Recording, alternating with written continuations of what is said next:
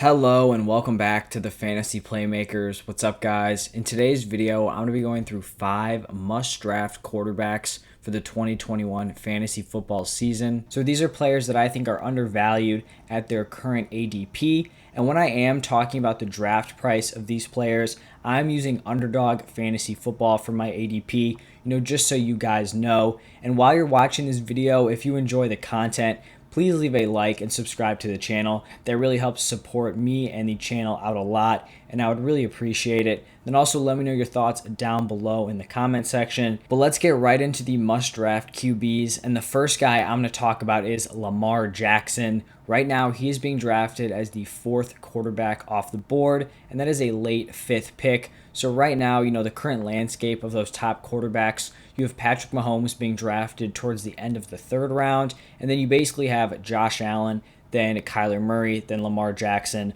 all being picked at some point around the 5th round. Out of all those quarterbacks, I think Lamar Jackson has the highest upside, and we saw it during the 2019 season. That year, he threw 36 passing touchdowns, only 6 interceptions, 1,206 rushing yards, and then 7 rushing touchdowns. And then he was the QB1 and averaged 6.6 points per game more than the second quarterback in points per game. That is an absurd positional advantage, especially at the quarterback position. And that year, he led the NFL in carries, red zone carries, rushing yards, and passing touchdowns. So he was really dominant in the air and on the ground. But as you guys know, he was a little bit of a disappointment in 2020. He finished as the QB8 in points per game and regressed in basically every important statistical category. And he was still a QB1, a top 12 guy, kind of a mid-tier QB1, but I think you definitely have to label him as a bust. When you're drafted as the top overall quarterback, you're expected to finish as like a top 3 overall player. You're supposed to provide a positional advantage over the rest of the field,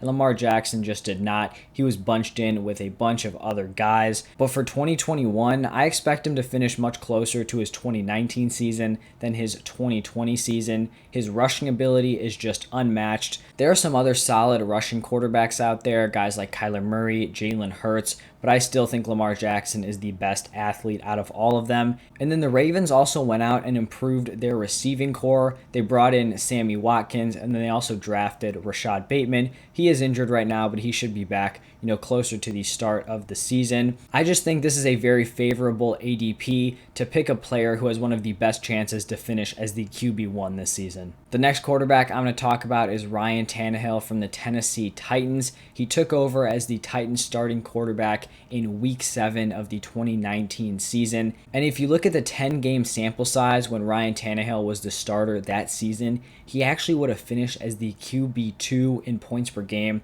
which is pretty crazy. But after the season, a lot of people didn't think he could maintain that touchdown efficiency. He threw for 22 touchdowns and ran for 4 in those 10 games, but he was able to come out in 2020 and repeat that high touchdown upside. He put together another great season, finished as the QB10 in points per game, so a very solid start at the quarterback position, and he threw for 33 touchdowns and rushed for 7. I think, this touchdown upside is really more a product of the Tennessee Titans offense. You just have a ton of weapons there, and it all comes together very nicely.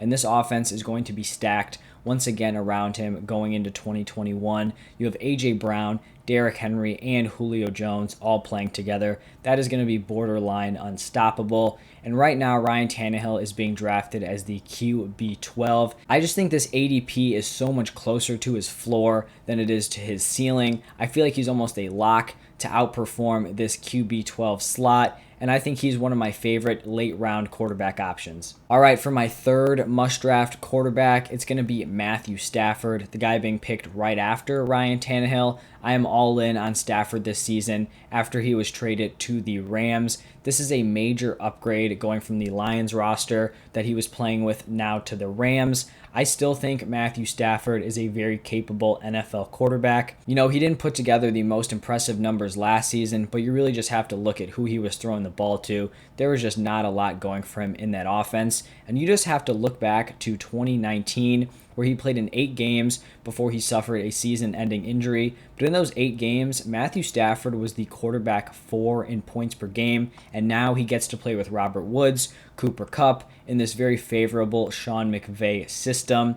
And right now, he's the quarterback 13 off the board. And just like Ryan Tannehill, I also think he's almost a lock to outperform this current ADP. And I could easily see a path to him finishing as like a mid-tier quarterback 1. Now, for the last 2 quarterbacks I'm going to talk about, these are guys that you're probably going to be looking at more in very deep leagues. So, maybe 14, 16, 20-team leagues, and then also super flex. So where you're starting 2 quarterbacks. If you're in a 10-team league, you probably don't want to be drafting these guys, but you could always look out for them on the waiver wire. So the first kind of late round guy is Kirk Cousins. He is being drafted as the quarterback 19, and I just think he's a very safe option at the quarterback position. He plays in a very solid, balanced, all-around offense. They have a great run game with Dalvin Cook. It takes some of the pressure off the passing game. He also has 2 top wide receivers. You have Justin Jefferson, who's on his way to being one of the best wide receivers in the NFL. And then you have Adam Thielen, who's going to continue to produce. I feel like he's almost a lock to finish